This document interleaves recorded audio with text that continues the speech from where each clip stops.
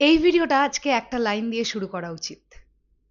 সকল সাকিবিয়ানদের তরফ থেকে আপনাকে জানাতে চাই, আমরা প্রত্যেকে আপনাকে নিয়ে অনেক প্রাউড ফিল করি প্রতিটা মুহূর্তে। আমাদের প্রাণপ্রিয় মেগাস্টার শাকিব খান, যে মানুষটা বাংলাদেশ ফিল্ম ইন্ডাস্ট্রির জন্য অনেক অনেক অনেক কিছু করেছেন, এখনো করছেন এবং আমরা জানি ভবিষ্যতেও করবেন। যে মানুষটার মুখের দিকে তাকিয়ে বসে থাকে সিঙ্গেল স্ক্রিনের হল মালিকেরা, এই মানুষটার সিনেমা এলে দুটো পয়সার ব্যবসা হবে।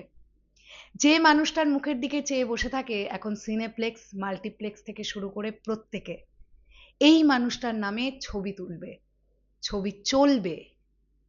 আজ এই মানুষটা তার কেরিয়ারের ২৭টা বছর অতিক্রম করে ফেললেন। অনন্ত ভালোবাসা থেকে শুরু করে আজ রকস্টার। প্রথম ছবি ছিল অনন্ত ভালোবাসা, ২৫৫তম সিনেমাটার নাম রকস্টার। দেখতে দেখতে একটা মানুষের ঝুলিতে ২৫৫টা সিনেমা।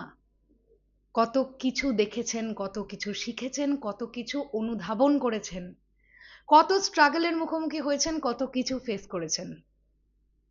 কিন্তু বাংলা সিনেমার জন্য নিবেদিত প্রাণ ছিলেন বলে শত কষ্টের পরেও, শত স্ট্রাগলের পরেও ছেড়ে চলে যাননি। দাঁতে দাঁত চিপে থেকে গিয়েছিলেন।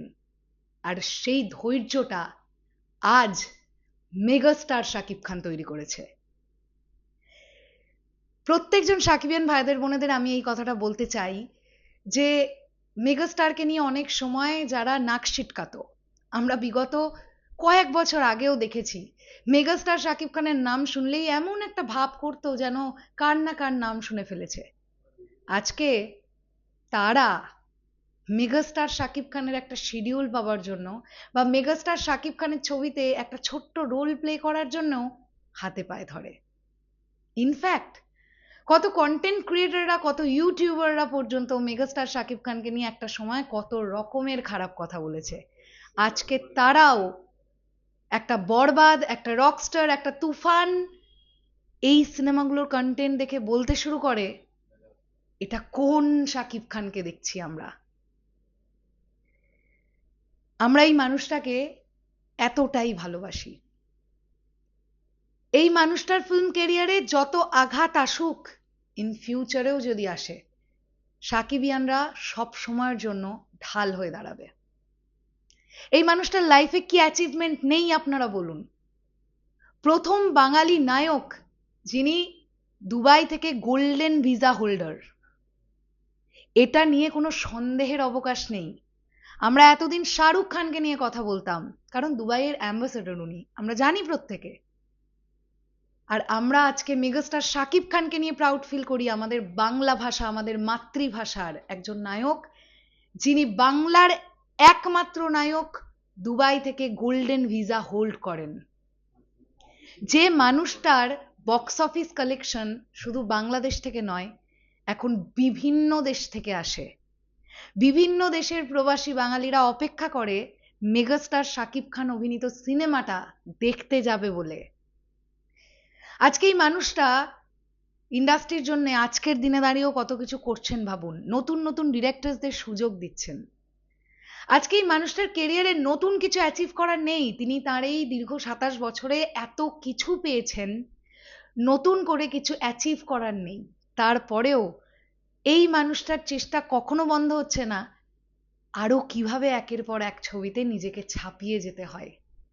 এই মানুষটা, যে মানুষটা ৫-৬ দিনের মধ্যে নিজের ফিজিককে ট্রান্সফর্ম করে ফেলতে পারেন, এই মানুষটা সেই মানুষটা যে মানুষটা একটা সিনেমার শুটিং চলাকালীন চরিত্রটার মধ্যে ঢুকে বসে থাকেন। এই মানুষটা সেই মানুষটা যে মানুষটা জানে বিগত দিনে তার সিনিয়ররাই তাকে অনেক খারাপ কথা বলেছে, আজও সেই সিনিয়রদের সঙ্গে দেখা হলে তাদেরকে সালাম জানায়, প্রণাম জানায়, সম্মান জানায়।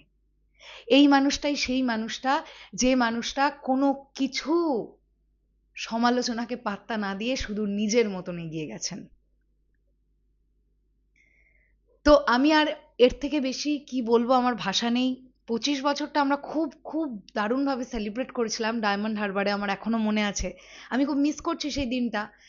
আহ, আবার হবে হয়তো ৩০ বছরের সময়টাতে হয়তো বা আমরা বড় করে কিছু করবার চেষ্টা করব ডেফিনেটলি। আর আজকে আমি খুব মিস করছি আমার সাকিবিয়ান ভাইদের বোনেদের। কারণ আজকে যদি আমরা সশরীরে বাংলাদেশে উপস্থিত থাকতে পারতাম, আজকে চারিদিকে মেগাস্টারের 27 ইয়ার্স সেলিব্রেশন হচ্ছে, আমরা সেই সেলিব্রেশনটাতে থাকতে পারতাম।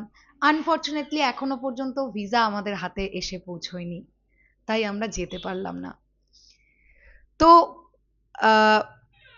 আমাদের প্রাণপ্রিয় মেগাস্টারকে এটাই বলতে চাই, আপনি অনেক ভালো থাকুন, আপনি অনেক সুস্থ থাকুন। ঠিক যেভাবে 27টা বছর কাটিয়ে দিয়েছেন, আরো 27 বছর বা তারও অধিক বছর কাটিয়ে দিন, বাংলা সিনেমা নিয়ে থাকুন।